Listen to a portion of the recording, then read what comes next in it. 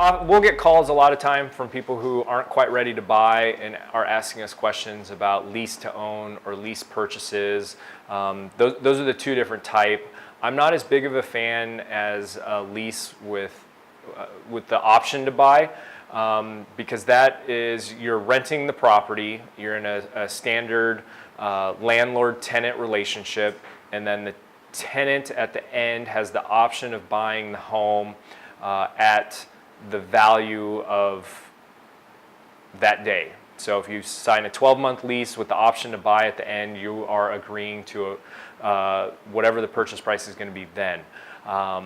And your rent is typically, can sometimes be applied to the purchase price, but oftentimes it's not, it's just rent. I'm a much bigger fan of a rent-to-own situation, and that's because the way that we set it up is if the owner of the home still owns the property and the renter is renting it from them, but they do all their home inspections right then and there.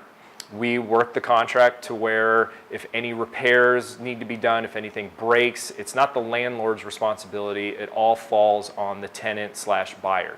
They're responsible for any maintenance of the homes.